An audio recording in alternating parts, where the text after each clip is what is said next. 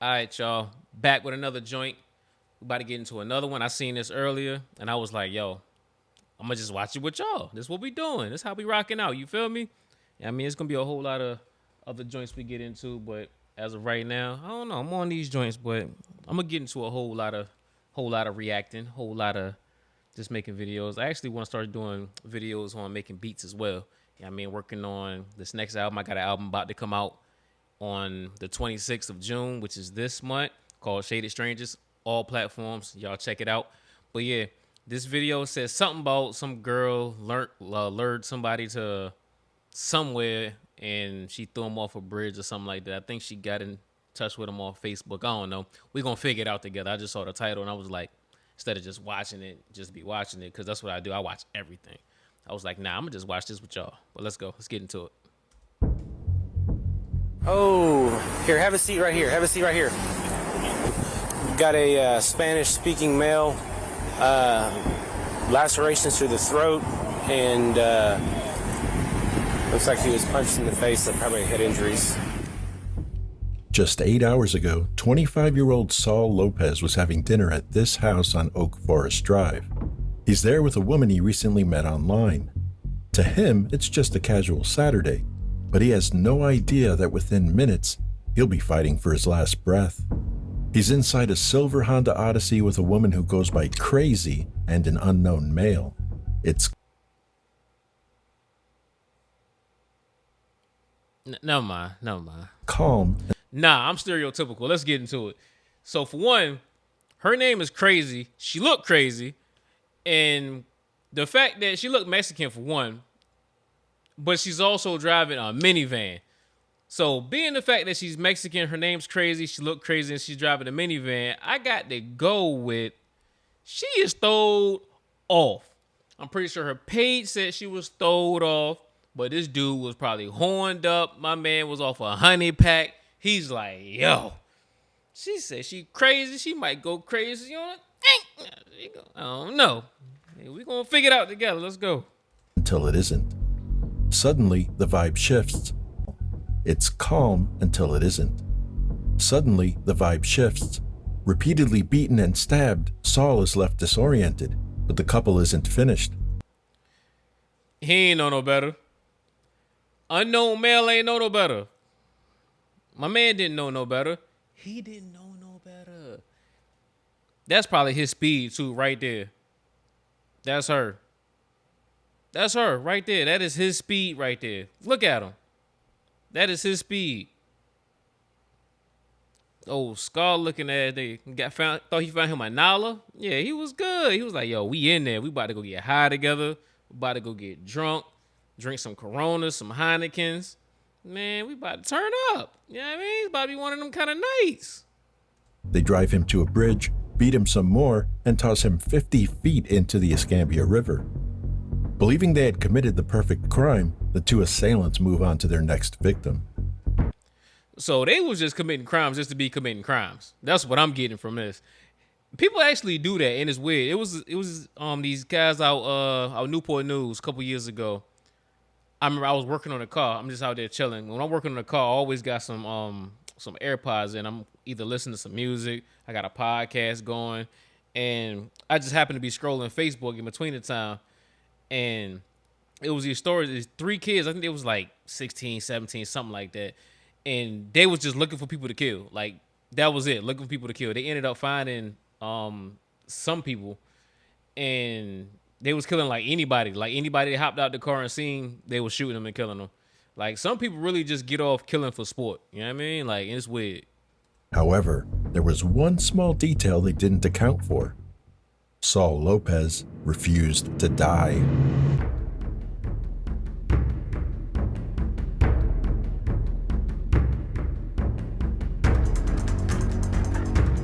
God got a plan for him.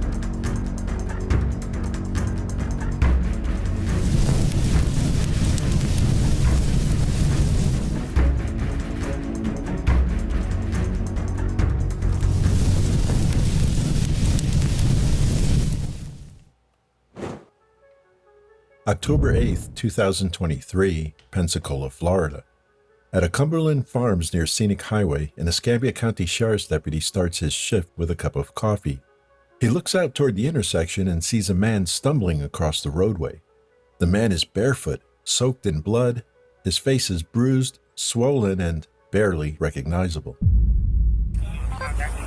What's that? No pick Spanish. You okay? No pick Spanish. Oh, here, have a seat right here. Have a seat right here. Car Frank 13. What happened? Amigo. Can I get EMS 51 to me at the Tom Thumb at Scenic Highway and 9? They asked him what happened. It seemed like the officer don't speak Spanish, and he's realizing he don't speak Spanish. The officer asked him what happened. The dude gave him the, like, yo, somebody just tried to get me up out of here. Somebody tried to send me to the upper room. Mile Road. How old are you? ¿Cuántos años? How old? Oh, he do speak Spanish. How old are you? ¿Cuántos años? How old? You. When the deputy made contact, it was clear communication would be challenging. Aside from the language barrier, Saul had lost a significant amount of blood and was severely dehydrated. His jaw was badly bruised and his face so swollen that forming words was painful. Disoriented and confused, this was someone whose body was actively shutting down while his mind was still fighting to survive. I'm gonna have to get. He was touched with the. That's adrenaline. That's all that is. His adrenaline is pumping through the roof. He don't even know where he at right now. He don't even fathom the traumatic experience that he just went through. He's just existing right now. His whole body is on survival mode. Yep, that's an aggravated battery. I'm gonna have to get Ramirez here. Okay. Amigo. Hey, He was sitting down for a while. He's standing up. Necesito llegar a casa. ¿Qué ha ocurrido? Car 393. ¿Qué ha ocurrido? Are you knocking on the door? Did she ask if he need a burrito? Man, what kind of racist shit is this? Did she just ask that man that he need a burrito? I know she ain't just asked that. Car 393. ¿Qué ha ocurrido? Are you knocking Oh, on the alright. Alright. Sí, unos amigos me montaron en un carro anoche. Unos. Y me trajeron y me quisieron matar. Y me robaron zapatos y el teléfono y el carro.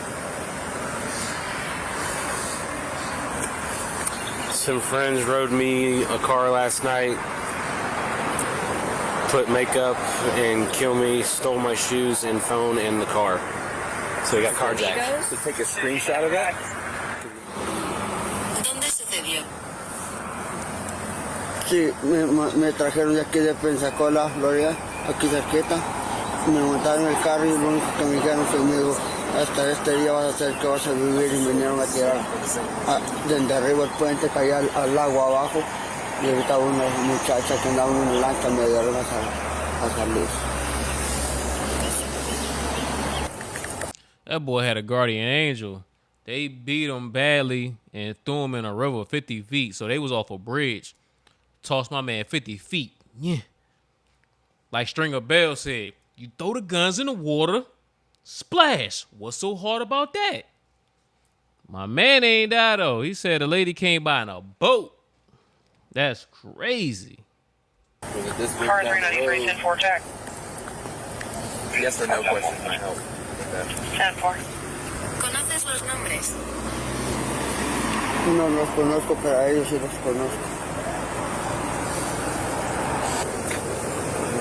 I don't know them for them, and I know them. Try to ask just yes or no questions. Were you thrown off a bridge? Yeah. ¿Dónde te tiraste de un puente? No, me tiraron desde el puente arriba, me traían en el carro, mi camioneta, me bajaron y me pusieron el cuchillo aquí en la nuca. Y luego me tiraron del puente y caía al agua abajo. Car 27. 87, go ahead. Se acerca la ambulancia.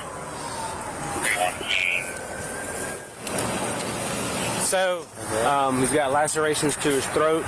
He's not bleeding right now. His ears, the back of his head. He may have some broken ribs, his face. Oh, maybe. Yeah. Guy come walking from across the street right here. He's got probably 4, 5 lacerations, deep lacerations to his throat. His face is all bruised and broke up. He doesn't speak any English at all. We're gonna go ahead and head up there before his airway starts to crack. He's cut pretty deep right there. Okay. Sacred. Yeah. Sacred? Saul was rushed to a nearby hospital as a trauma alert. Upon arrival, he was taken straight into emergency surgery. Because of the severity of his injuries and the language barrier, I just found out a couple years ago that the EMSs that come pick you up when it's an emergency, none of them work for a hospital. They're all independent contractors. And they all got to be licensed and all that stuff. You know that.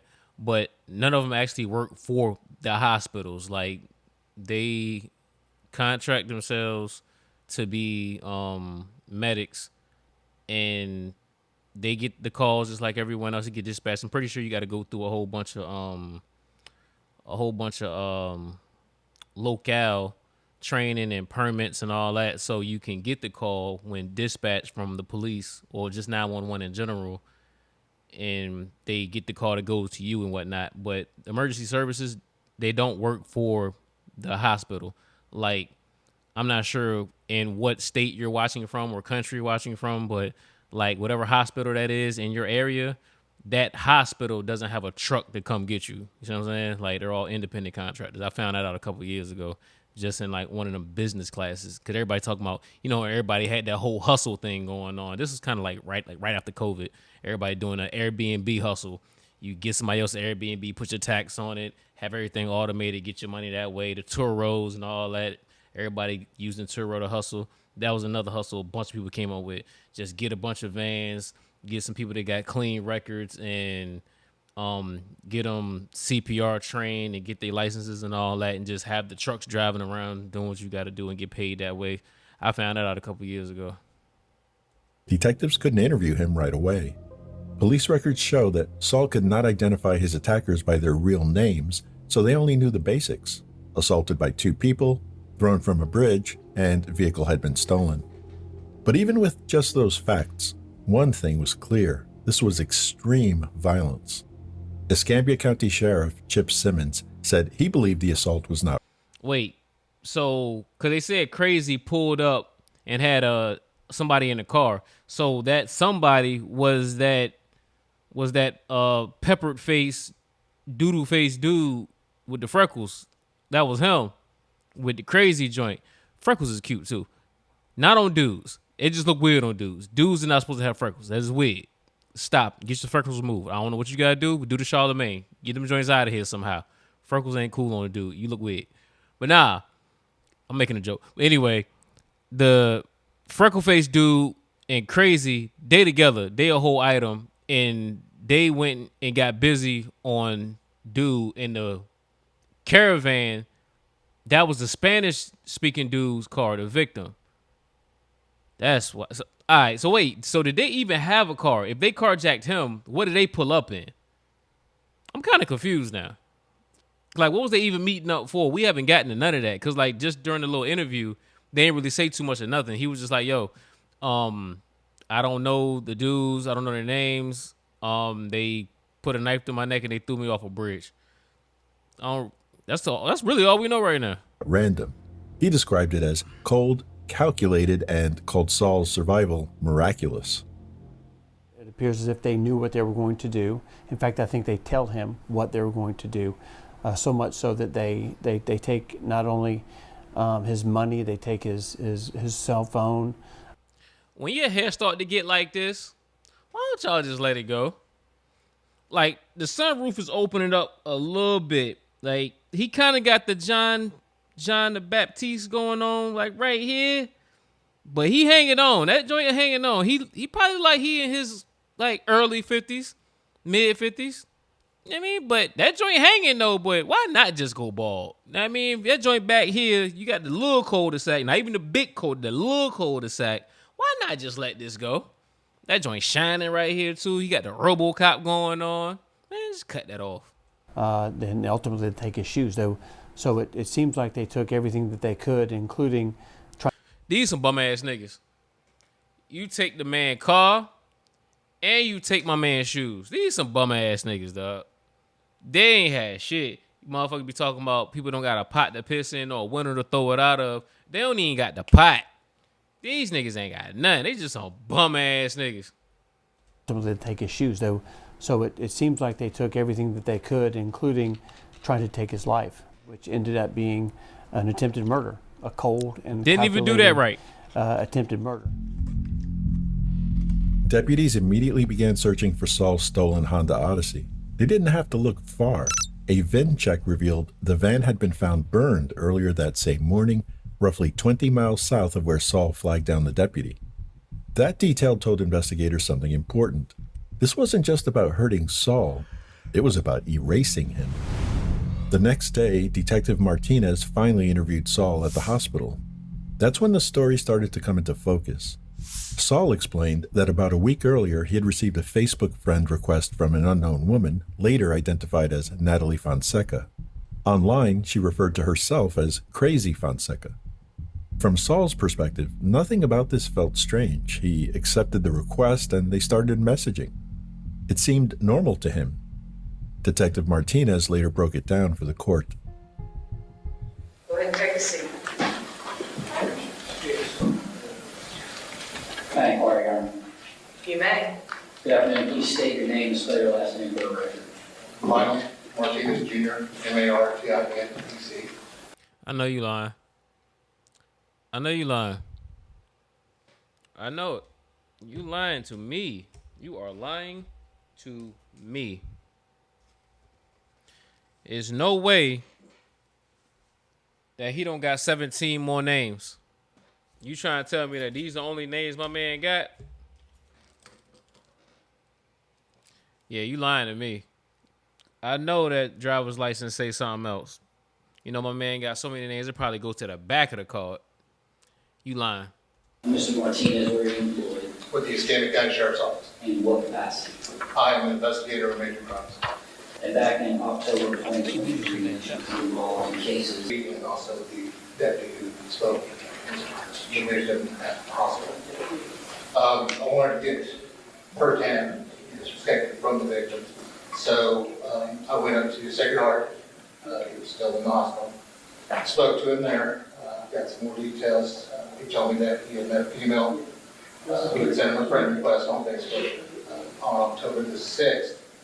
That female reached out to him saying that she was hungry and wanted some food, asked for a pizza or some McDonald's. And he said, instead of that, can I get you some tacos? And she agreed to give him some tacos. He met with her, did the tacos, took her to her house. Uneventful that day. The following day, October 7th, Natalie contacted him again and asked to see him. Saul said he was at work, but agreed to stop by later that evening. He should have known that something was up from the jump already. They don't be pressed like that. Yeah, I mean, especially women nowadays. Unless there's some money involved and they just trying to get you up out of it. Ain't no girl like that gonna hit a girl like him up and be like, yo, let's do this, let's do that. I like you, so on and so forth. He should have been suspect already. Like, he should have already been like, nah, this feel weird. But the power of a woman, though. Evening after cashing his paycheck. When he arrived at her house, Natalie said she needed to pick up her cat from an unknown location. Saul offered to drive, but she insisted on driving herself, telling him he didn't know where they were going. It seemed like a simple request, but it was actually a compliance test. When Natalie insisted on driving, she was taking control of the environment. Saul thought he was just being a gentleman, but to a predator, he was signaling that he wouldn't offer any resistance. They made the trip and returned to the house without incident. Natalie went inside with the cat while Saul waited in the van. Minutes later, she emerged, but this time she wasn't alone. Next to her was a man later identified as 31-year-old Nafis Reynolds. They both climbed in, and at some point, Nafis produced a firearm. Saul said he didn't think much of it at first, but that would soon change. Natalie, again in the driver's seat, told him they were going to a cookout at her uncle's house, so they drove together. Once they were there, there. They had some drinks, they had some hamburgers. The victim wanted to leave, and they said, okay. So they went back. At that time, he told him again, the black man began beating him with the pistol in his hands. Based on my investigation, I'll get to this. From there, they told him, the female going, the spokesman told him that this was a night that he was going to die. That they were going to drive him somewhere, take everything from him, and leave him there. This is premeditated murder, but I want to figure out why. Like, why is he the target? Like, in things like this, when I see, I automatically think, like, he either did something to somebody in their family or someone that they're close to, and this is get back for real. That's just what I'm thinking. You know what I mean? He might not even know what it's called coming from. This might be a hit. He might have did something to the girl's sister, cousin, or something like that, or his brother or something like that, and they coming to collect on his life. You know what I mean? So he said they drove for a while, and they came to a bridge, they got him out, male and female, began to beat him some more, and then he felt a knife on his throat, and they slashed his throat from one ear to the other. After doing that, they picked him up, threw him over the bridge. He fell in the water. You see, all this sounds personal. They targeted him, found a man on Facebook, they linked up with him, and she made sure to bring her boyfriend, and they, for one, already said what they was going to do, and they technically executed the plan for real. So this is targeted. It won't like just some random, you know what I mean, hit. This is like, nah, nigga, we got to get you up out the paint. Paul explained that after he hit the water, he felt a stinging sensation along his neck from the wounds, but was desperate to stay afloat. That's that salt water. He swam to a small patch of land and waited in the darkness, exhausted and bleeding. At first light, he managed to flag down a passing boat. They brought him to shore, and from there, Saul summoned the last of his strength to walk for help. Eventually, he reached a convenience store near Scenic Highway where a sheriff's deputy happened to be grabbing coffee before his shift. That coincidence saved Saul's life. Detective Martinez testified that he later spoke with Saul again and asked whether he could identify the house where the woman lived. I was able to talk to him and ask him for some details if he knew how to get to this house that he was with his female. He was able to utilize. I got lights on my desk. They were sitting there flashing. The whole RGB thing going on. It's going on in different colors. It's like bothering me. I'm like, yo, man, she keep flashing. And from the store where he had seen her drive to the neighborhood, which ended up, after leaving the hospital, with his directions, I was able to come across the address, which is Oak Forest Drive. I returned back to the office and looked to see if there was any calls for service at that address. There was a call service in September the 4th, same year. There was an armed disturbance. There was 2 suspect victims that had stabbed each other. The victim in this case was Mr. Reynolds, and the suspect was his brother, Mr. Coles. I told you. So it was already something going on. So it's the brother. So it sounds like what he's trying to do is avenge something that was going on with his brother. Mr. Coles. The witness was Natalie Fonseca. I was able to take screenshots of the body cam footage from the deputies that responded to that scene. And based on the description that was given by the victim at the hospital, I was able to see that Mr. Reynolds and Natalie Fonseca were my suspects. Followed up to try to get some video from the store. I was able to obtain video from October the 6th, where the victim and Mrs. Fonseca went to the store to buy the drinks after he had bought her the tacos. I also was able to obtain video from October the 7th, where Ms. Fonseca was driving the van. There was a male passenger in the van, but from the video, you can see, based on what the victim had told me he was wearing that night, a white shirt, and you can see because it's By chance, while Detective Martinez and his partner were reviewing surveillance video, Natalie Fonseca and Nafis Reynolds walked into the same store. Investigators waited for them to leave and followed them. Knowing there were two entrances to the subdivision, Detective Martinez positioned himself and recorded both as they entered a house on Oak Forest Drive. That surveillance gave them the probable cause they needed. A judge signed warrants for the carjacking and robbery of Saul Lopez, and on October 23rd, She don't even seem flustered at all. She like, yeah, it's another Tuesday.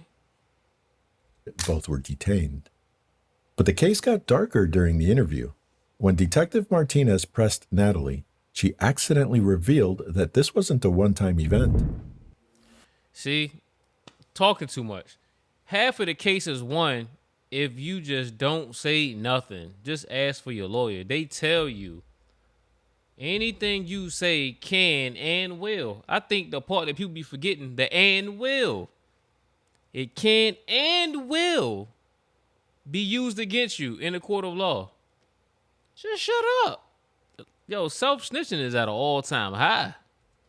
while interviewing Ms. Fonseca, I asked her, this is about the Mexican food, from the store.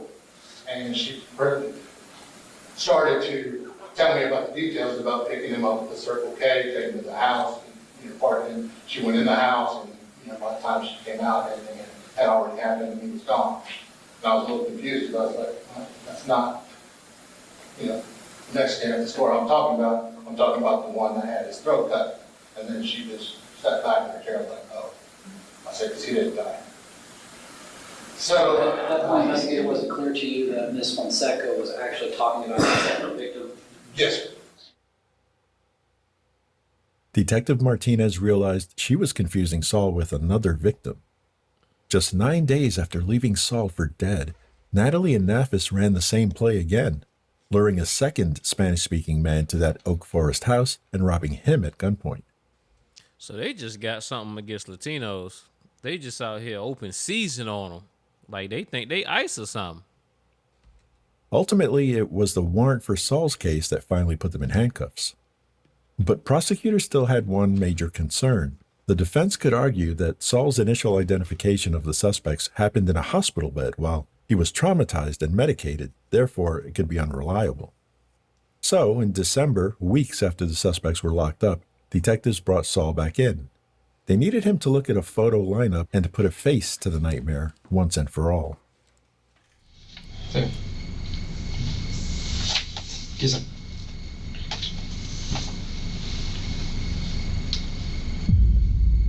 ¿Qué tan seguro? Sí. 100%. Sí. ¿Seguro? Firma. Correcto.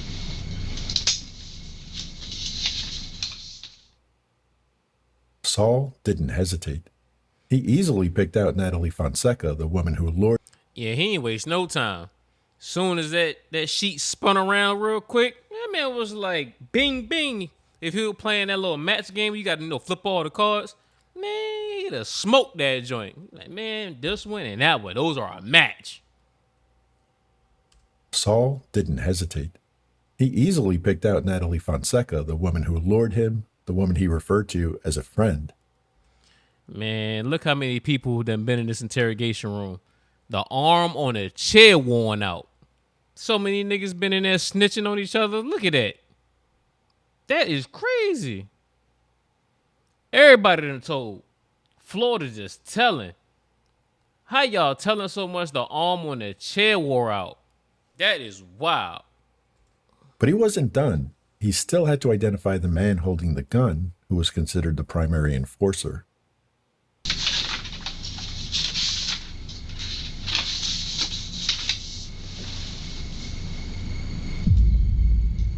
No time. Huh. This freckle-faced nigga right here. Uh-huh. Yup. The one that looked like somebody threw doodle on him through a screen door. Yup. This guy. Him. Right here. Yup. Nafis. That's him. You sure? Yup. ¿Qué estás seguro? Sí. 100%. Seguro. Misma cosa.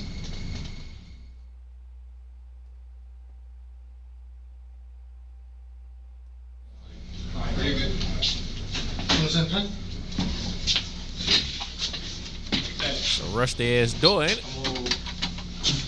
Initial here. Okay. And hand it to you. I'll pick you up. All right, thank you. Bueno, igual. Son las personas que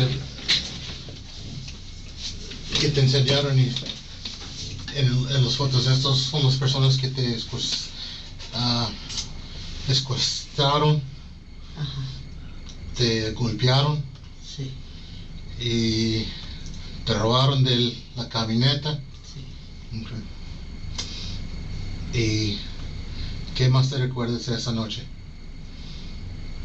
Pues como le digo yo, pues cuando usted me preguntó, pues no me recuerdo mucho más, porque sí, no dejé de, o sea, no me acordaba mucho porque todavía me dolía, pero durante me tuvieron allá, pues ellos me golpearon con la pistola.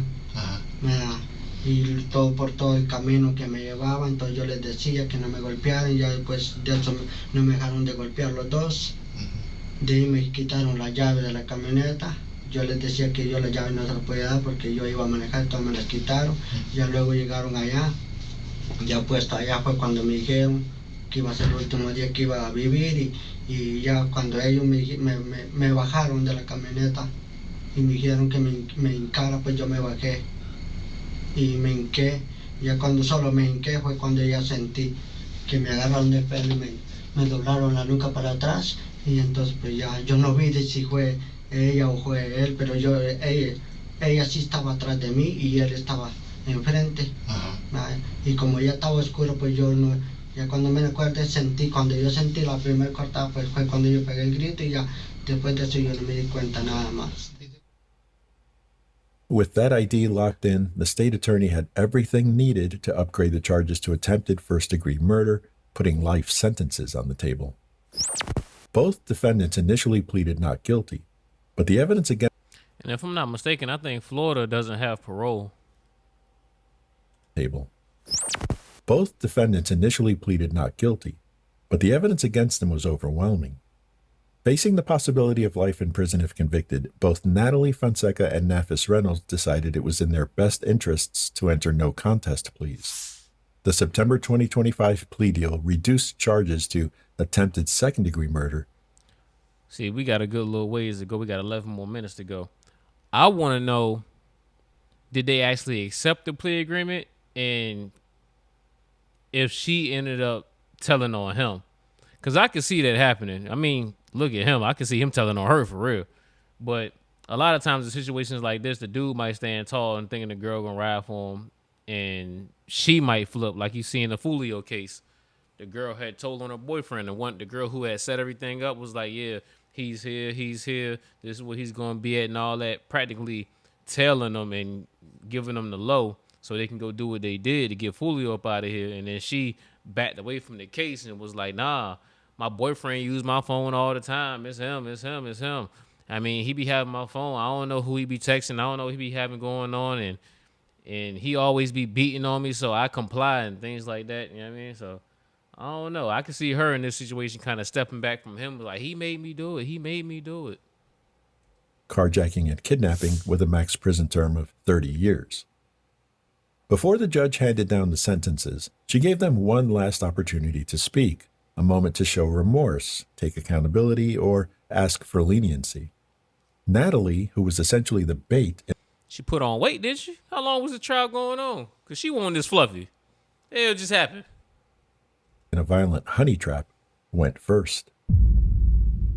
There are no words for what both victims and myself have experienced. Even words driven with me leave so much unsaid. I can never get down on paper the mental, emotional, and physical abuse that has developed from being in a relationship with Mr. Reynolds since July. I know it. She playing the victim too. My boyfriend made me do it. I'm a victim. I know it. That was her way out right there. But if she was going to do this, she should have did this a long time ago. You know what I mean? She should have played this a long time ago. 2015. I felt the need to protect someone who created trauma within me and took advantage of my vulnerability. This phase in my life where my freedom where my freedom was paused, has taught me about life, and most importantly, about myself. Not everyone has good intentions in life. Mr. Reynolds persuaded my mentor with rainbows and unicorns to get me out of my mother's house at the age of 16. Where I was once pure, enjoying life as a teen, I thought love was what I found, but love only became a mental illness. I became fragile, confused, addicted, even suicidal. Every visible scar on my body came from Mr. Reynolds. Cool story. Talk about it to your cellmates. Good afternoon. Ms. Fonseca, do you remember me? I do. Okay. You remember telling the judge a minute ago that you gave 2 depositions in this case? They were with me, weren't they? Right. Do you remember the very first question that you asked when Mr. Longmire and myself walked in the room? I do. What was that question? What would my sentencing be looking like? If I suggested to you that you said, Mr. Longmire, what am I going to get for talking today? Would you agree that that's the truth? Yes. Did you hear your lawyer several times ask that you were taking responsibility for your conduct today? Okay. But what if I suggested to you that in your letter that you read to the judge, you repeatedly deflected towards Mr. Reynolds? Would you agree with that? I don't agree. Okay. That's exactly what you did. Everything she literally just read in that note was pretty much saying all of this happened because of him. But he's trying to like reiterate what you told us was that you was going to accept accountability with your actions. But you just came in here and said you ain't really have control over what you was doing because he brainwashed you and made you do all of this. So it's all his fault. Like you had absolutely nothing to do with it. You were like a 1 and a 0 in the Matrix for real. I certainly appreciate that. Did you hear the victim in this case, the one that took the stand there and testified with an interpreter here in Pensacola, when I said, was one of these people the leader? Was one of these people worse? And he said, no, they were both similarly, situated. Did you hear him say that? Yes, I did. Okay. Now, is it your position that the lion's share of the fault goes to Mr. Reynolds? Because listening to you read that letter makes me think that's what you're trying to say. I took accountability. You notice that smirk? Y'all notice the smirk she just had? She was like, she gave a little Mona Lisa, you know what I mean? Like, I see what you're getting at. Yeah, y'all was both equally a part of it. Lion's share of the fault goes to Mr. Reynolds. Because listening to you read that letter makes me think that's what you're trying to say. There you go. Look, like, you got me. You got me. This guy good. This guy good. Yeah, him. This guy, he good. He good. I took accountability for my own actions. Okay, what were your actions? I could have spoke up when I had the chance, but I didn't. Well, when you say the chances to speak up and tell the truth, are you referring to the 2 times that Mr. Longmire came out to the jail to depose you? No, at the time of the incident, when it was occurring. Would you acknowledge that you were not fully truthful in either of the 2 times that Mr. Longmire and I came out to see you? I was truthful. Okay, so that's my question. Mr. Longmire? So to kind of echo what Mr. Mitchell is asking you, you're right, I did come out and speak with you, correct? And when I did, on both those occasions, certainly the last occasion, did I... Who is this speaking? Because it was just the prosecution and her, the witness, which is also the defendant, and someone just randomly said, Judge, I have a question. Who the hell is this? Correct. And when I did, on both those occasions, certainly the last occasion, did I not say to you that, Ms. Fonseca, I don't believe that you were telling me the complete truth?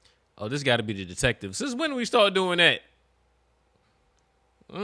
Florida court different. I did not say to you that, Ms. Fonseca, I don't believe that you were telling me the complete truth. Did I tell you that? You did say that. Did I further tell you that I felt like you were minimizing your role in the situation? You did say that. All right. And now you heard me ask Investigator Martinez about when he saw you and Mr. Reynolds at the store. Did you hear me ask him about that? I did. And so when you were at the store with Mr. Reynolds, you didn't try to run or get help at any point, did you? I did not. And then on the night where Mr. had his throat sliced and thrown off of the bridge, you didn't do anything to help Mr. Did you? I didn't. Yeah, she grabbed the nigga legs. You know what I mean? Get the other side. Well, get this nigga over. You know what I mean? This boy kind of heavy. Dead weight too. He squirming. Hey, grab him. No. Call 911 on that night. Yeah. And then when you all left from throwing him off of the bridge, telling him that that was going to be his last night on earth, did you go with Mr. Reynolds out to that new area to construct that post? Did you go with Mr. Reynolds then? Being forced into this whole situation, I did go. Okay, so that's your position. You were forced in. But after the van was set on fire, did you also leave with Mr. Reynolds? Yeah. Go back to that house, take a shower, climb in that bed, go to sleep? Yeah. And then after that situation, nearly 8 days later, on October 16th, did you again go with Mr. Reynolds and participate in a robbery of Mr. Sanchez? I did not participate. And I appreciate the fact that you said it. Let me ask you this way. Without you, would Mr. Sanchez ever ended up on Oak Forest Drive? Yes or no? Okay, so Mr. Sanchez only ended up there because he took you home, correct? Correct. And then when law enforcement found you and Mr. Reynolds and arrested you all on October 23rd, did you not have the backpack on your back with Mr. Sanchez's items in it? I did. And let me ask you, what's the last line of your letter? I added who said I'm a victim. No, see, that's where you're wrong. Aren't the victims Mr. and Mr. Sanchez? See, I see what he's trying to do. He's trying to paint the picture like, yo, you're not a victim. Like, you went with this. But it's two sides to the same coin, for real. Because at the end of the day, she could still be a victim. You know what I mean? Like, she's young and naive. And her name is crazy. She's throwed off. But, you know, she was probably just madly in love with this dude, doing whatever to make him happy. And if he said it was a go, she was just with it. I mean, she was just down for whatever he was down with. She's just riding for her man. But at the end of the day, he laid her off a bridge. All pun intended. But she could still be a victim, though. I mean, it's a sad situation for her. If she was with somebody else, she might have been all right. But who knows? Why wouldn't you consider me as a victim? Answer my question. Are they the victims or are you the victim today? All three of us are. Nothing really good. Mr. Early? Rather than fully accepting responsibility, Natalie emphasized her own struggles and circumstances. She offered explanations that shifted the blame away from herself and portrayed herself as under the influence of Nafis. With that, the court turned to Nafis Reynolds. Mr. Reynolds, how are you? How are you? Can you hear me? Yes, sir. Okay. Sometimes I don't speak loudly enough, and it's a bad habit, but we got to speak loudly today, okay? Yes, all right. Now, sir, your audience is both Judge Nobles as well as the victims in this case. You can see on the screen as well as in the stands, okay? Are you nervous? Yeah. Okay. If any of my questions are unclear, you let me know. The same goes with Judge Nobles as well as Mr. Longmire, right? Have you thought about what you'd like to say to Judge Nobles and the victims in this case? Yeah, I know. The microphone is yours, sir. To raise in a stable household, I come home. My man cut his hair just so he can look presentable. He got the pork chop sideburns. He got the hustle and flow going on. It's hard out here for a pimp, man. Wonderful parents, I wouldn't change. I wouldn't change for nothing in this world. My mother raised me on love and understanding, and teaching me to treat my friends like family, a stranger like I would want to be treated. My father taught me about having morals and principles and showed me. Man, your parents ain't teach you shit. Who the hell taught you to start wielding knives, carrying guns, and start throwing Mexicans off of bridges? Who taught you that? You talking about his damn mom and dad. Ain't nobody worrying about them. Mom or pops weren't out there when they was riding around carjacking people, throwing people off bridges. My mom and dad taught me more. Nobody teach you shit. Have morals and principles. It shouldn't be good. It shouldn't be good. Oh Lord. Oh Lord, oh Lord. And my man can't read. And he can't read. He might be on the spectrum too. Let me give him a little grace, because he might be throwed off, man. He might not even just be crazy. He might just be throwed off for real, like to the max. Come on now. This nigga about to cry. This nigga about to cry. I wonder, was he crying as he was tossing my man off that bridge, though? Grab his leg. Oh my God, we toss him in the water. Wade in the water.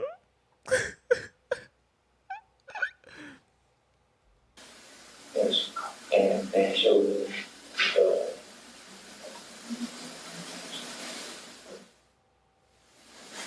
So I would like to apologize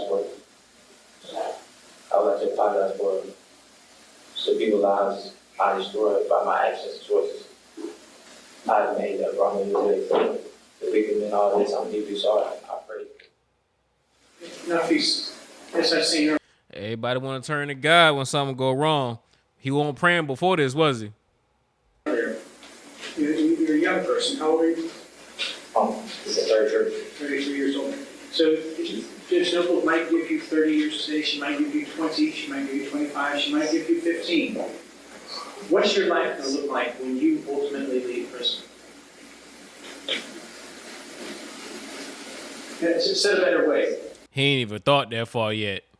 He ain't even thought that far. He still think he got a fighting chance with him with this little letter. He thinking he about to have some kind of mercy for him and he gonna be all right. Man, he ain't thought that far. Like, I'm about to get how many years? Man, I'm about to throw some football numbers at your What if the court was concerned that you might be danger to our community if you were someday released from prison or when you are? What would you say to that?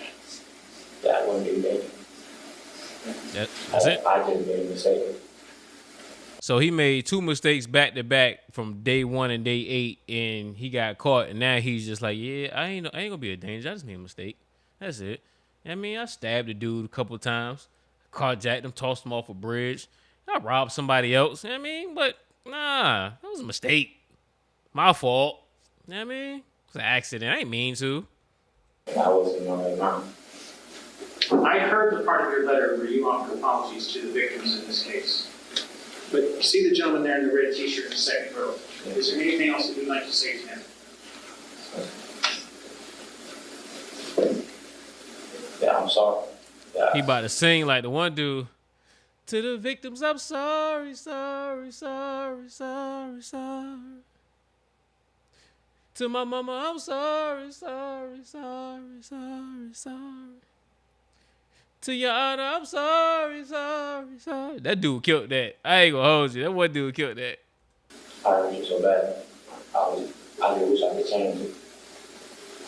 Yeah, I bet you do. You wish you would have killed the nigga. I guarantee he wish he'd have just killed him, because dead man don't tell no tale, especially if you'd have actually got him in that water and he died. Like, the evidence would have just washed away for real.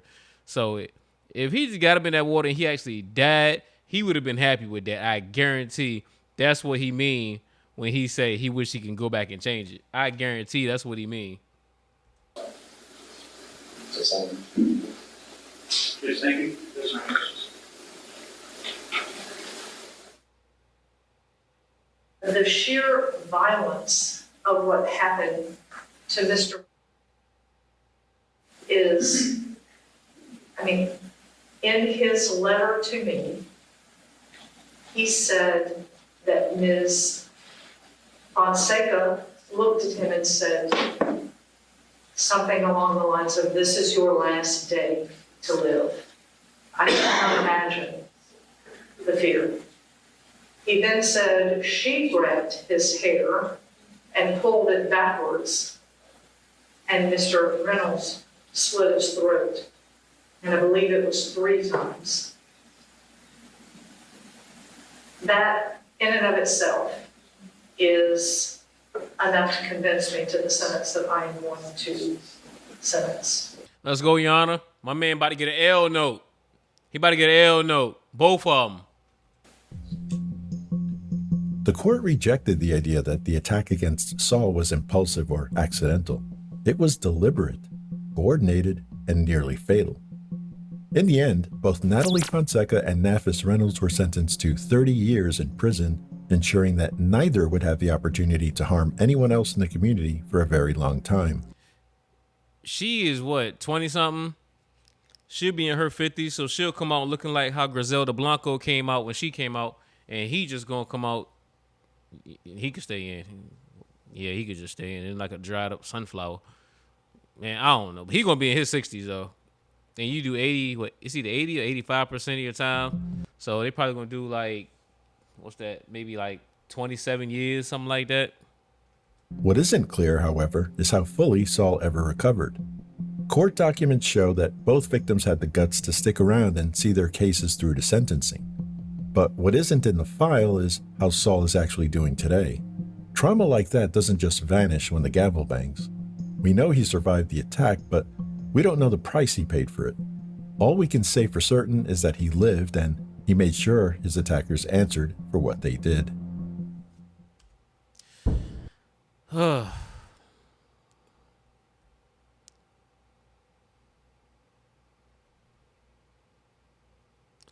Sad, y'all. Sad, y'all.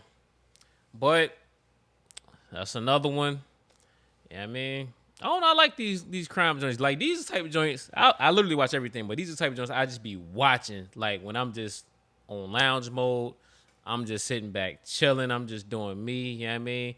I just be just watching I watch everything. I mean, it ain't nothing that I don't watch. You mean, I might sit back and watch somebody making a battery.